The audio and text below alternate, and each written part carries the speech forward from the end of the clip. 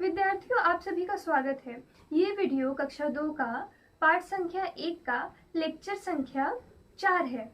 इस वीडियो में हम आपके पहले पाठ के अभ्यास को थोड़ा देखेंगे और उससे हम क्या करेंगे, थोड़ा सा रिवीजन कर लेंगे। तो जो पहला आपका पाठ था वो था कि हम भाषा किसे कहते हैं। तो मैंने आपको बताया था कि भाषा वह माध्यम है जिसके द्वारा आप अपने मन की बात तो दूसरों तक पहुंचाते हैं तथा दूसरों की मन की बात को खुद जानते हैं। तो ये हमारा भाषा का परिभाषा था। भाषा की परिभाषा ये हो गई।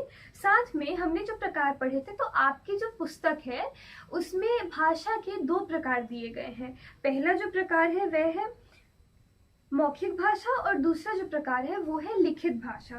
तो हम अपनी बात 2 तरीके से दूसरों तक पहुंचा सकते हैं। पहला होता है बोलकर, दूसरा होता है लिखकर। तो जब हम बोलकर अपनी बातें दूसरों को बताते हैं तो हम उसे क्या कहते हैं, मौखिक भाषा। और जब हम अपने मन की बात दूसरों को लिखकर बताते हैं तो हम उसे कहते हैं लिखित भाषा।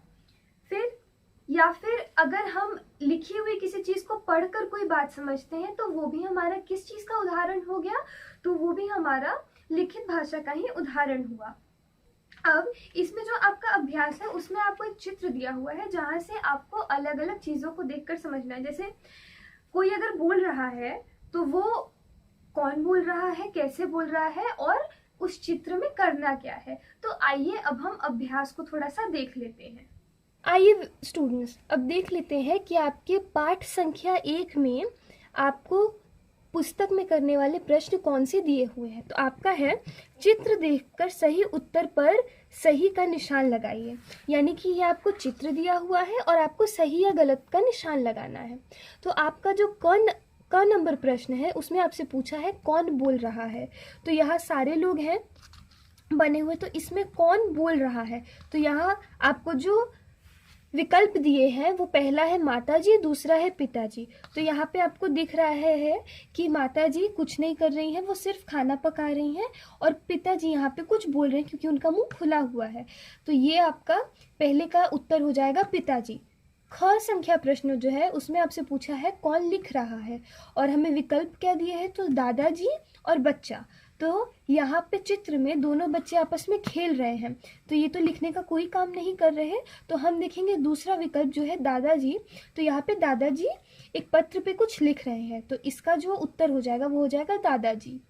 ग संख्या प्रश्न में है कौन पढ़ रहा है और विकल्प में दिया है माताजी और दादी जी। तो माताजी तो यहाँ खाना बना रही हैं चित्र में, तो पढ़ाई का काम कौन कर रहा है, दादी जी, वो यहाँ पे अखबार पढ़ रही हैं। घ संख्या प्रश्न है कौन सुन रहा है। यानी कि यहाँ पे इस चित्र में कौन सुन रहा है, तो आपको विकल्प दिया हुआ है माताजी और दादी जी। तो दादी जी तो अभी हमने पिछले प्रश्न में देखा कि वो पढ़ रही हैं, तो सुनने का काम कौन कर रहा है, यहाँ पे पिताजी माताजी से कुछ बोल रहे हैं, तो वो माताजी उस बात को सुन रही है। तो इसका उत्तर हो जाएगा माताजी। यहाँ पे आपके पाठ संख्या 1 का अभ्यास भी खत्म होता है। धन्यवाद।